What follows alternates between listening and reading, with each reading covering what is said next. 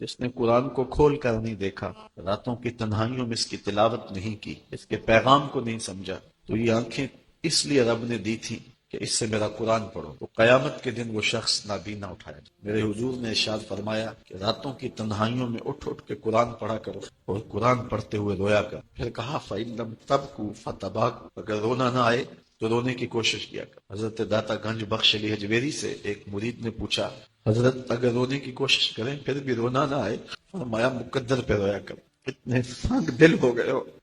امام ابو نعیم نے حلیہ میں لکھا لا خیر فی عین لا تبکی من خشیت اللہ، اس آنکھ میں کوئی بھلائی نہیں ہے جو رب کے خوف میں روتی۔ رومی کہتے ہیں جہاں پانی چلتا ہے وہاں سبزہ اگتا ہے، اور جہاں آنسو چلتے ہیں وہاں رب کی رحمت اترتی ہے۔ تو کہا راتوں کی تنہائیوں میں اٹھ اٹھ کے قرآن پڑھا کرو، قرآن خود نور دیتا ہے، اس کی تلاوت کیا کرو۔ ایک حدیث ہے جب میں نے پہلی بار پڑھی تھی تو میرے اوپر ایک کپ کپی طاری ہو گئی، اور وہ لمحے دوبارہ تو نہیں اس انداز سے مل سکے، لیکن جب بھی میں پڑھتا ہوں ایک حظ ملتا ہے۔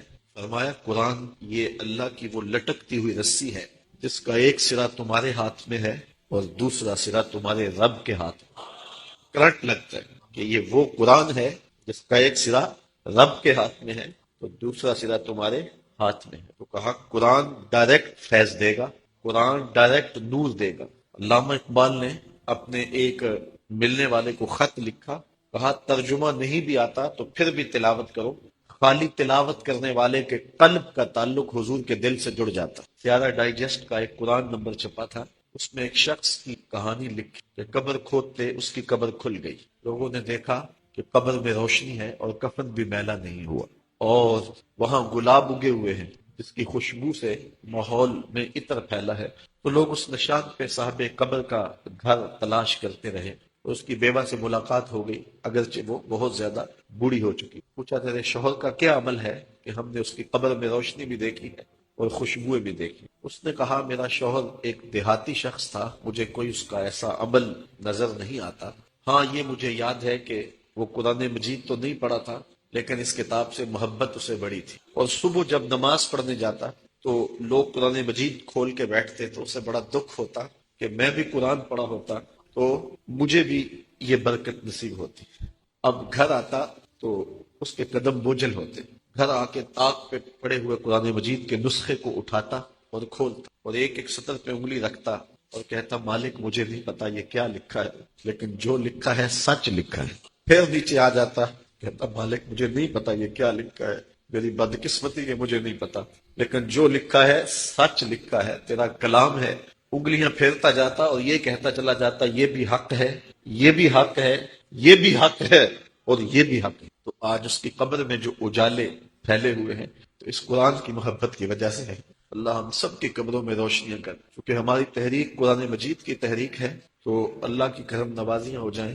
ہم اس کتاب کا حق تو ادا نہیں کر سکتے لیکن نوکری تو اللہ نے ہمیں نصیب کر دی ہے۔ اللہ اس کتاب کی برکتیں ہمیں نصیب کرے۔ تربیت کا اصول اہل علم نے بتایا ہے کہ 7 سال تک بچے کو سینے سے چمٹا کے رکھ، 7 سال سے لے کر 14 سال تک بچے کو غلام بنا کے رکھ، 14 سال سے لے کر 21 سال تک بچے کو دوست بنا، اس کے بعد 21 سال کے بعد ان کی تربیت میں یہ 3 مراحل۔ پہلے 7 سال گود میں اٹھا کے رکھو، اور آج بھی بعض جگہ پہ یہاں جاپان کے اندر اب انہوں نے اجازت دیا کہ 7 کے 8 سال کے بعد بچہ اسکول جائے گا۔ پہلے 10 سال تک غالباً ان کا تھا، 10 سال تک وہ اسکول نہیں جانے دے کہ ماں ہی تربیت کرے۔ سب سے بہتر تربیت کی درس گاہ آماج گاہ یہی ہے ماں کی۔ تو یہ جو 3 ساڑھے 3 سال کے بچوں کو ہم ماں اپنے سے دور کرنے کی کوشش کرتی ہے، نہیں، 7 سال بچے کو سینے سے چمٹا کے رکھے اور زیادہ وقت ماں دے، اور عمل سے سیکھتا ہے۔ اس لیے جب کوئی ماں باپ بن جائے تو اپنی عادتیں پرانی چھوڑ دیں اور اچھی عادتیں اختیار کرے تاکہ وہ عادتیں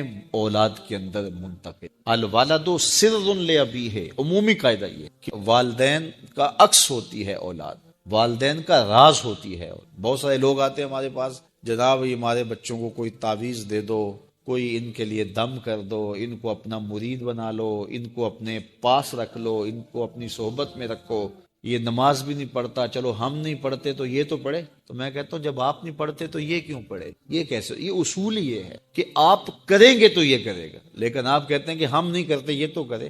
ایک چور بھی چاہتا ہے کہ میرا بیٹا ولی ہو، جس طرح آپ ماحول فراہم کریں گے اس طرح کا جو ہے وہ عکس آپ کا اولاد ہو۔ حضور نے فرمایا ہر پیدا ہونے والا بچہ فطرت اسلام پہ پیدا ہو، فطرت سلیمہ پہ پیدا ہوتا ہے۔ اب اس کے ماں باپ اس کو عیسائی بناتے ہیں، اس کے ماں باپ اس کو یہودی بناتے ہیں، اس کے ماں باپ اس کو مجوسی بناتے ہیں، تو یہ عمومی طور پہ ماحول اس کو فراہم کرتا ہے۔ لیکن فطرتاً اگر اس کو کوئی سبق ماں باپ کی طرف سے نہ ہو تو وہ فطرتاً اسلام پہ ہو، کیونکہ فطرت سلیمہ یہ ہر شے کی اصل ہے۔ ہر انسان پیدا ہوتا ہے تو فطرت سلیمہ میں پیدا ہو، تو اچھے والدین اچھی تربیت کی ضمانت ہے۔ تو جب کوئی کسی شخص کی شادی ہو جائے تو شادی سے ویسے بھی دین کی تکمیل ہو جاتی ہے، تو پھر اپنی عادات کو بھی بہتر کرے، اور تاکہ آنے والی اولاد نے اس کے عمل سے سیکھنا، اس کے رویے سے سیکھنا ہے، اس کے طرز زندگی سے۔ ہمارا سب سے قیمتی سرمایہ ہماری اولاد ہے۔ بعض اوقات ہم جو ہے وہ سارا دن اپنے کاروبار کو دیتے ہیں، دیگر امور میں دیتے ہیں، اولاد کو وقت نہیں دیتے۔ تو اولاد کو وقت چاہیے ہوتا ہے، اور اولاد کو وقت دینا چاہیے، اور اولاد کو وقت دینے سے ان کی اچھی تربیت ہوگی۔ وہ آپ کے پاس بیٹھے اٹھیں گے، آپ کی باتیں سنیں گے، آپ کے عمل دیکھیں گے، آپ کے رویے دیکھیں گے، تو پھر ان کے اندر اس کا عکس پیدا ہو، آپ کی روایات ان کے اندر منتقل ہوں گی، آپ کی عادات ان کے اندر منتقل ہوں، آپ کے اخلاق ان کے اندر منتقل ہوں۔ لیکن اگر آپ ان کو وقت نہیں دیں گے تو یہ سب کچھ ان کے اندر منتقل نہیں۔ اور دوسری بات یہ کہ والدین کے اپنے اطوار کیا ہیں، اپنے اخلاق کیا ہیں، اپنی اقدار کیا ہیں۔ اگر وہ صالح ہیں تو صالح منتقل ہوں گی، اگر وہ صالح نہیں ہیں تو پھر جو ان کی عادات ہیں وہ ان کے اندر منتقل۔ تو اس لیے ہمیں اولاد کی تربیت کرنے کے لیے سب سے پہلے اپنا جائزہ لینا ہوگا، اور پھر اس کو اولاد میں منتقل کرنا۔ یہ کوئی ایسی گولی نہیں ہے کہ جو ہم خود نہ کھائیں اور ان کو کھلا دیں اور ان کو شفا ہو جائے، یہ گولی ہمیں خود بھی کھانی پڑے گی، پھر ان کو کھلانی۔ تو اس لیے قرآن نے کہا قُوا أَنفُسَكُمْ وَأَهْلِيكُمْ نَارًا وَقُودُهَا النَّاسُ وَالْحِجَارَةُ، اپنے آپ کو اور اپنی اولاد کو، اپنے اہل و عیال کو جہنم کی آگ سے بچا لو، جس کا ایندھن انسان اور پتھر ہیں۔ اپنے عمل اتنے خوبصورت بناؤ، اپنے رویے اتنے پاکیزہ کر لو، اپنا انداز اتنا خوبصورت بنا لو کہ تمہارے رویے اور تمہارا انداز تمہاری نسلوں میں منتقل ہو، اور وہ بھی جہنم کی آگ سے بچ جائیں اور تم بھی جہنم کی آگ سے۔ لیکن اگر تمہارے رویے خوبصورت نہ ہوئے، عمل خوبصورت نہ ہوا، تو وہ اور تم جہنم کا ایندھن بن سکتے ہو۔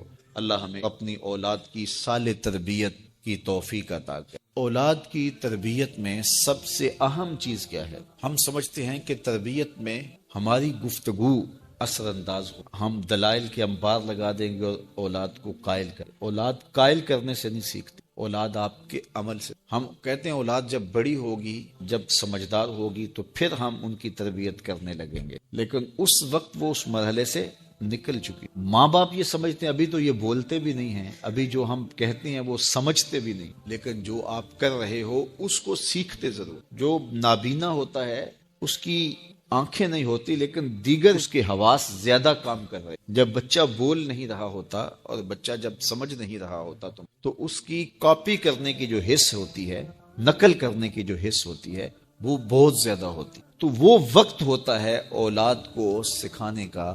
اس لیے میرے حضور نے ارشاد فرمایا کہ اپنے گھروں کو قبرستان نہ، یعنی جس طرح قبرستان میں کبھی نماز نہیں پڑھی جاتی، تو تمہارے گھر کے اندر نماز نہ پڑھی جا رہی ہو تو بچے کہاں سے سیکھیں؟ تو گھروں کے اندر مصلی ہونے چاہیے، گھروں کے اندر ماں بھی نماز پڑھے اور گھر کے بڑے افراد بھی اور باپ بھی، تو بچے پھر سیکھیں گے اور خود مصلی پہ کھڑا ہو۔ ابتداءً وہ یوں ہی مصلی پہ آئیں گے۔ امام غزالی فرماتے ہیں ہر عمل پہلے ریا ہو، پھر عادت بنتی ہے، پھر عبادت بنتی۔ تو پہلے وہ ویسے ہی دکھلاوے کے لیے مصلی پہ آئیں گے، پھر آہستہ آہستہ ان کی عادت بن، پھر اس کے بعد وہ عبادت۔ اور فرمایا گیا 7 سال کا بچہ، اس کو ترغیب دو نماز کی۔ 10 سال کی عمر ہوگی اور ابھی تک نہیں پڑھتا تو پھر اس کو مار کر کے ہلکی ضرب سے اس کو زود و کوب بھی کیا جا سکتا ہے اور اس کو نماز کا، تاکہ بلوغت سے قبل وہ نماز کا عادی۔ اور آپ کو یہ بتاؤں کہ جو عمل بچے بچپن میں کرتے ہیں بلوغت سے پہلے، مثال کے طور پہ نماز پڑھتے ہیں، ابھی ان پہ نماز فرض نہیں ہوئی، واجب نہیں۔ اس طرح چھوٹے بچے روزہ رکھ لیتے ہیں، 8 سال کے، 7 سال کے، 6 سال کے بچے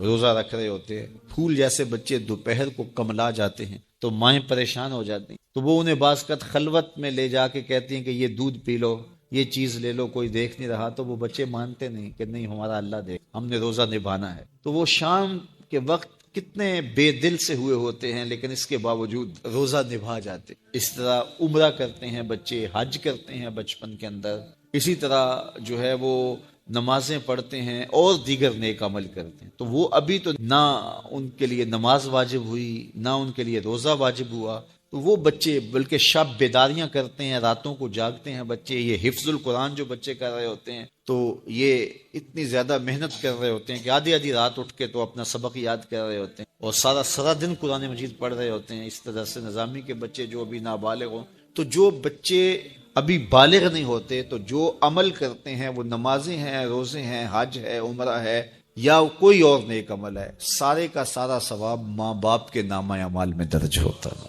اب مجھے بتاؤ، چھوٹا بچہ جب روزہ رکھتا ہے اور کمزوری کے باوجود وہ شام تک روزہ لے جاتا ہے اور پھر اس وقت جب روزہ افطار کرتا ہے سارے دن کی بھوک اور پیاس کاٹ کے، تو مجھے بتاؤ کہ ان کا رب کتنا خوش ہوتا، اور کیونکہ نہ تو اس کے اندر کوئی تصنع ہے اور نہ کوئی اور بات، ان کا عمل ہی عمل ہے، اس میں خلوص ہی خلوص ہے، تو پھر وہ ماں باپ کے نامہ اعمال کے اندر وہ نیکیاں درج۔ تو اولاد کو بچپن کے اندر آپ جو تربیت دیتے ہیں تو وہ جو عمل کرتے ہیں، ایک تو ماں باپ کے کھاتے میں اس کا عمل، اور دوسرا بالغ ہونے سے قبل ان کی عادت پختہ ہو گئی تو والدین کی ذمہ داری ہے کہ ان کو جو ہے وہ سال تربیت، 7 سال کا بچہ ہو تو اس کا عقیقہ کر دیا جائے، اور وہ ایک جان ہے بچی کے لیے اور 2 جانیں بچے کی، اور کوشش کی جائے کہ کچا گوشت تقسیم اور اس کی زیادہ تر ہڈیاں توڑنے، یہ اس کی جان۔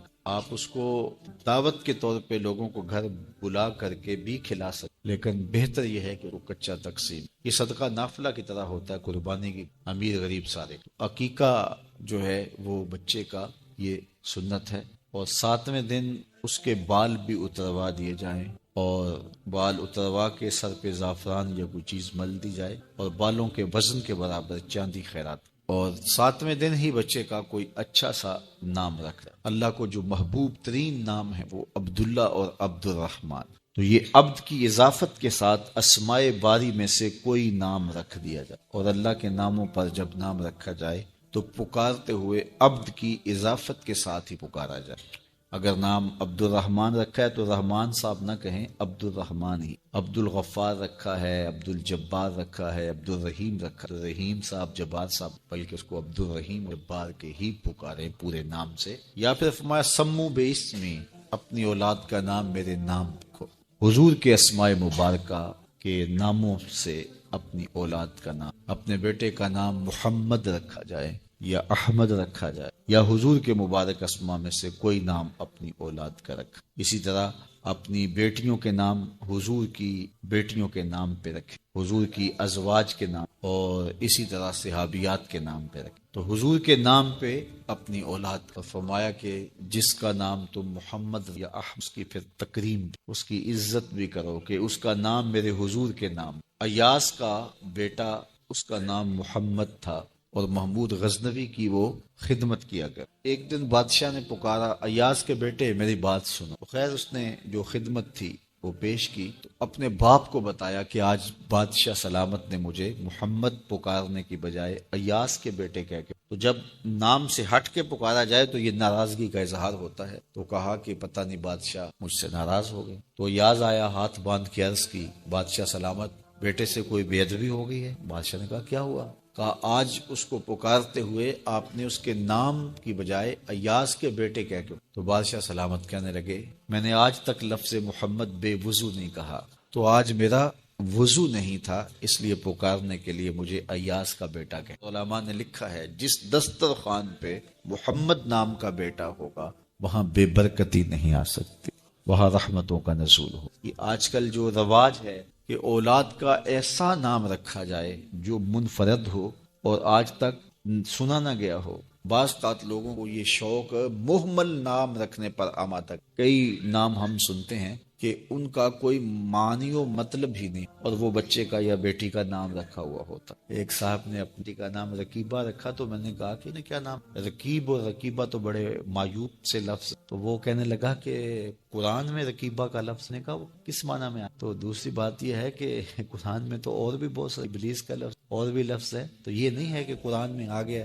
تو اب وہ نام بھی ہوگا۔ تو نام رکھتے ہوئے اس کے معنی و مطالب پر غور رکھ، اس کا مطلب کیا بنتا ہے۔ بہت سارے نام ہیں، اللہ کے محبوب علیہ السلام نے ان ناموں کو تبدیل کی، تو ایسے ناموں سے گریز کیا جو محمل ہیں یا ان کے معنی و مطالب مناسب۔ جب اولاد نصیب ہو تو ماں باپ کو ان کی صالح تربیت کے لیے ایک کوشاں ہو جائے اور اپنے تئیں بھرپور کوشش کرنی چاہیے کہ ہماری اولاد نیک ہو، صالح ہو۔ اب اس کا نتیجہ کیا ہوتا ہے یہ تو اللہ کے سپرد ہے۔ ایسا بھی ہوتا ہے زندوں سے مردہ اور مردوں سے زندہ۔ اچھی تربیت کا نتیجہ اچھا ہی ہوتا ہے۔ یہ خال خال واقعات ہوتے، انتہائی نااہل اولادیں ہوتی جو اچھے والدین کی آغوش میں پرورش پانے کے بعد بھی بری ہوتی، اور برے ماحول میں پرورش پانے والی اولادیں اچھی ہو جائیں، یہ بھی خال خال واقعات۔ تو ماحول سنوارتے ہیں، ماحول بگاڑتے، اس لیے اچھے والدین اچھی اولاد کی ضمانت۔ اللہ کے محبوب فرمایا کہ عورت سے نکاح کیا جاتا ہے لمالہا، لجمالہا، لحسبہا، اس کے مال کی وجہ سے اس سے نکاح کیا جاتا، اس کے حسب و نسب کی وجہ سے اس سے نکاح کیا جاتا، اور اس کی خوبصورتی کی وجہ سے اس سے نکاح کیا جاتا۔ ہمارا کامیاب وہ ہوا جو دین کی وجہ سے نکاح، عورت دیندار ہو، نیکوکار ہو، صالحہ ہو، اگر اس کے اندر باقی اوصاف بھی ہوں تو اچھی بات ہے، لیکن یہ سب سے بڑی بات ہے عورت کی دینداری، چونکہ کل کلاں اس نے ایک اولاد کی تربیت کا کفیل بننا ہے، اور اگر وہ صالحہ ہوگی تو تمہاری معاون ہوگی، ممد ہوگی، مددگار ہوگی، اور صالح اولاد کی تربیت میں اس کا ایک خاصا حصہ ہوگا۔ نکاح کے بعد مرد اور عورت دونوں کو یہ شدید آرزو ہوتی ہے کہ اللہ ہمیں صالح اولاد، اللہ جب اولاد نصیب کرے تو سب سے پہلے اس دنیا پہ آتے ہی ان کو غسل دیا جائے، یہ اولاد کا حق بھی ہے اور والدین کی ذمہ داری۔ اس کے بعد ان کے دائیں کان میں اذان دی جائے اور بائیں کان میں اقامت۔ ایسا اہتمام ہونا چاہیے کہ جہاں ولادت ہوتی ہے وہ گھر میں ہے یا ہاسپٹل میں، تو وہاں جو اطراف میں خواتین موجود ہوتی ہیں اس عمل میں شامل ہوتی ہیں، ان کو یہ تلقین کر رکھی ہو کہ ولادت کے بعد ان کی آوازیں بلند نہ ہوں، بچے کے کان میں سب سے پہلی جو آواز پہنچے وہ اللہ کی بڑائی کی آواز ہو۔ بچے کے کان میں اس وقت اذان کی آواز پہنچائی جاتی ہے جب وہ اپنی مادری زبان کو بھی نہیں سمجھ رہا ہوتا، چہ جائے کہ وہ عربی زبان کو سمجھے۔ تو ایک تو اذان کا فائدہ یہ ہے کہ جہاں اذان دی جاتی ہے وہاں شیطان بھاگ جاتا، تو بچہ جب پیدا ہوتا ہے تو اس کے ساتھ ہمزاد جنم لیتا ہے، تو شیطان کو بھگانے کے لیے بھی دی جاتی۔ اور محققین فرماتے ہیں کہ جو بچہ بچپن میں آوازیں سنتا ہے اگرچہ اس کا مفہوم نہیں بھی سمجھتا، ساری زندگی ان آوازوں سے مانوس رہے، ساری زندگی ان آوازوں سے مانوس رہے۔ تو بچہ پیدا ہو تو سب سے پہلے اس کے کان میں اللہ کی بڑائی کی اور فلاح اور نیکی اور نماز کا بلاوا اس کے کان میں، تاکہ اس کے لاشعور کے اندر یہ بات بیٹھی، اور جب اسے پکارا جائے تو وہ دوڑ کے مسجد کی سمت آئے۔ پھر اس کو تحنیک دی جائے، جس کو گٹی کہتے ہیں، اور وہ اگر کوئی صالح شخص دے تو اچھا ہے، ورنہ کوئی بھی تحنیک اس کو جو ہے وہ دے سکتا ہے، اور وہ کھجور ہے یا کوئی اور میٹھی چیز ہے جو اس کے تالو سے چمٹا دی، اور وہ اتنی زیادہ نہ ہو بلکہ مناسب مقدار میں، جس کو بچہ چاٹ لے تو اس سے خوشگوار اور روحانی اثرات مرتب۔ اس کے پیٹ میں جو پہلی غذا جائے وہ بھی کسی صالح شخص کے ہاتھوں سے جائے، اس کے کان میں جب پہلی آواز جائے تو وہ بھی اللہ کی بڑائی کی آواز ہو، اور جب وہ بولنے لگے تو سب سے پہلے اس کی زبان پہ لفظ اللہ جاری، پھر لا الہ الا اللہ جاری کیا جائے، پھر محمد الرسول اللہ، پھر اس کے بعد ابو امی جو بھی آپ نے سکھانا ہے وہ اس کو۔ نے سلطان محمود غزنوی سے یہ بات کہی، اللہ اکبر، کہ آپ کا نالائق بتیجا میرے گھر میں گھس آتا ہے۔ یہ بات کسی بڑھیا نے کہی حضرت سلطان غزنوی سے کہ آپ کا نالائق بتیجا میرے گھر میں گھس آتا ہے اور میری بیٹی جوان ہے، بس اس کے آگے میں کچھ نہیں کہنا چاہتی۔ تو حضرت نے فرمایا کہ جب وہ بدبخت دوبارہ تمہارے گھر میں آئے تو مجھے فوری اطلاع کر دینا، اور اپنا خصوصی کوئی کوڈ ورڈ دیا کہ جب اس کے ساتھ تو آئے گی تجھے کوئی میرے تک پہنچنے میں رکاوٹ نہیں بنے گا، تو پھر میں انصاف کے تقاضے پورے کروں۔ 2-3 دن گزرے، بڑھیا آ گئی، رات کا موقع تھا، سلطان اٹھا، تلوار لی اور ساتھ چل پڑا۔ بڑھیا کے گھر میں داخل ہوا، داخل ہوتے اس نے کہا کہ چراغ گل کر دیا جائے، چراغ گل کر دیا گیا، تو اس نے جا کے اس نوجوان کی گردن کاٹ دی۔ پھر اس کے بعد اس نے کہا کہ مجھے پانی دیا جائے، اس نے پانی کا کٹورا دیا، اس نے پانی پیا، پھر کہا اب چراغ جلا دو۔ جب چراغ جلایا گیا تو اس نے لاش کو دیکھا اور کہا الحمدللہ۔ بڑھیا نے کہا کہ مجھے بتائیں کہ آپ نے یہ 3 کام بڑے عجیب کیے ہیں، جب آئے ہیں تو چراغ بند کروایا ہے، پھر پانی مانگا ہے، اور پھر الحمدللہ کہا ہے۔ تو بادشاہ نے ٹالا، کہا کہ اس راز کو راز رہنے دیا جائے، لیکن بڑھیا ضد کر گئی۔ تو بادشاہ نے کہا سنو کہ تم نے کہا تھا کہ آپ کا بھتیجا ہمارے گھر میں گھس آتا ہے اور میری بیٹی جوان ہے، تو جب میں تمہارے گھر داخل ہوا تو میں نے چراغ اس لیے بجھوا دیا تھا کہ کہیں عدل کے تقاضے پورے کرنے میں رکاوٹ نہ بنے اور بھتیجے کا چہرہ مجھے انصاف کرنے سے روک نہ دے، تو میں نے اس لیے چراغ بجھوا دیا۔ کہا بات سمجھ آ گئی۔ تو کہا آپ نے جب چراغ بعد میں روشن کروایا تو الحمدللہ کیوں کہا؟ کہا کہ میں اس دن سے پریشان تھا کہ میرا خون اتنا گندا ہو گیا کہ بادشاہ کا بھتیجا ہو کے ایک بڑھیا کے گھر میں جا کے یوں زیادتی اور ظلم کرتا ہے، لیکن جب چراغ جلا روشن ہوا تو وہ میرا بھتیجا نہیں تھا، وہ کوئی اور تھا، صرف ہمارا نام استعمال کرتا ہے۔ تو میں نے کہا الحمدللہ، یا اللہ تیرا شکر ہے کہ میری نسل اتنی گندی نہیں ہوئی۔ تو کہا آپ نے پھر فوری پانی منگوایا اور پیا۔ بادشاہ نے کہا بڑھیا یہ راز رہنے، یہ نہ پوچھ۔ بڑھیا ضد کر گئی کہ نہیں مجھے یہ بھی بتاؤ۔ تو کہا بڑھیا پھر سن، جس دن سے تو نے بتایا تھا کہ آپ کا بھتیجا میرے گھر میں گھس آتا ہے، اس دن سے نہ میں نے پانی پیا تھا نہ کھانا کھایا تھا۔ میں نے کہا تھا جب تک ظالم کو کیفر کردار تک نہیں پہنچا دیتا اتنی دیر تک نہ کھانا کھاؤں گا نہ پانی پیوں گا۔ اب ظلم کا انجام تو نے دیکھ لیا، اب میرا اتنا حق تو بنتا تھا کہ 2 گھونٹ پانی کے پی لو۔